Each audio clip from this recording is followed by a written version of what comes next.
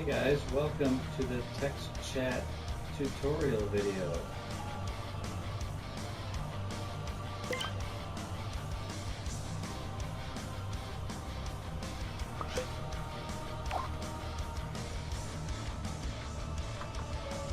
Let's head on over to create mode and check it out.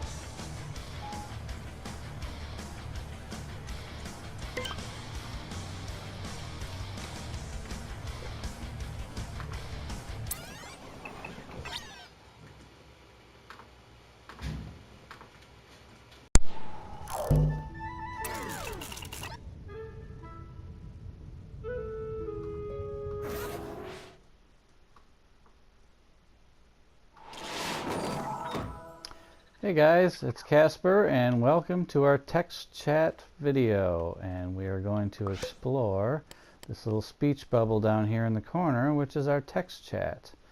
You can see the two sentences I said in the last board came up here as I hover over my text chat. Gone. And there it is up in the upper left hand corner.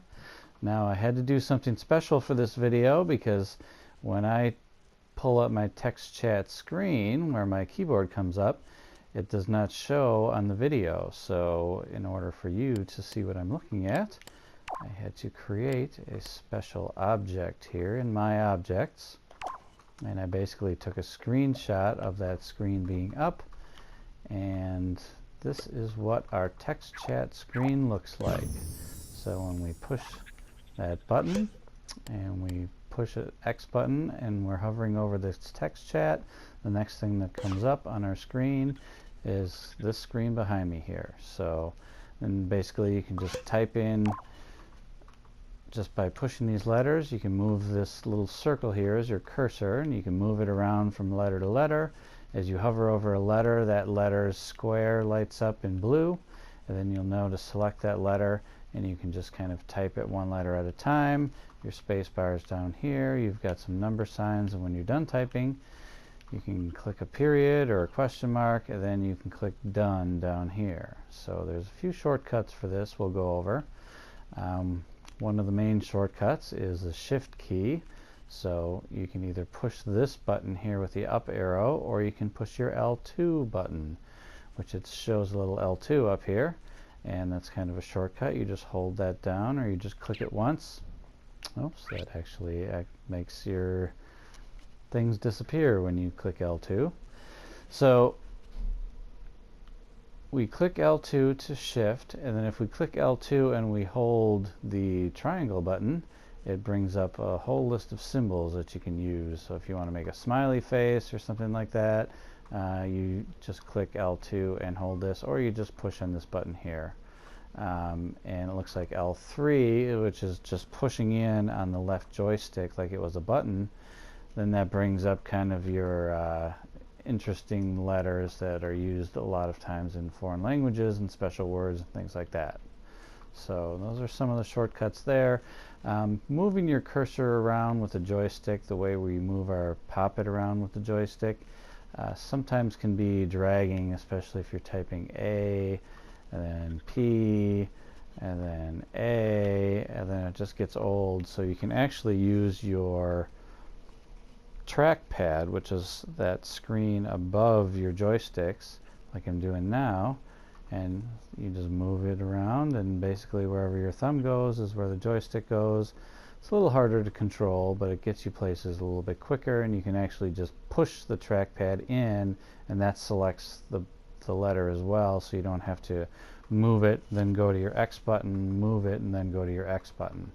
So the other thing that works as well, and if you click the right joystick as a button, it'll also bring up another option, which it opens up your trackpad, and it also opens up a way that you can control the cursor just by tipping your joystick back and forth. So, and that actually for me works a lot better than using the trackpad. So you can try that out on your own. The other thing is, another shortcut here is when you click done, you can just click the R2 button. You don't have to come all the way down here to the done button.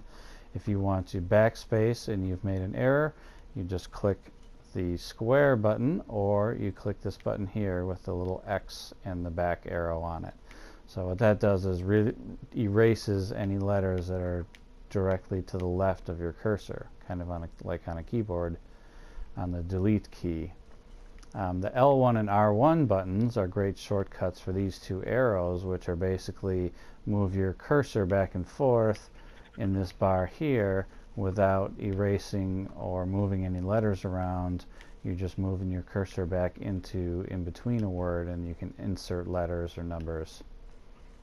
So the last thing I want to talk about here is kind of the really cool shortcut that you saw. Let me back up here. So if you look at these two sentences up above me here, where it says, "Hey guys, welcome to the text chat tutorial video." Well, I didn't type all that in while you were watching the beginning of the video. I actually spoke that in and it typed it for me, and I'll tell you how I do that. So PlayStation has a companion app, at least for the iPhone, which is what I have, and I've got that app installed, and there's a little screen on there that comes up once you're connected to your PlayStation, and the screen comes up and it says, when prompted to enter text on the PS4, you can use this screen. So that's what I do, and whenever I click X here,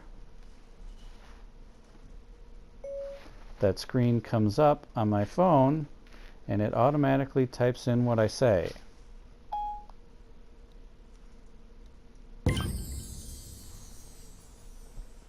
See, just like that.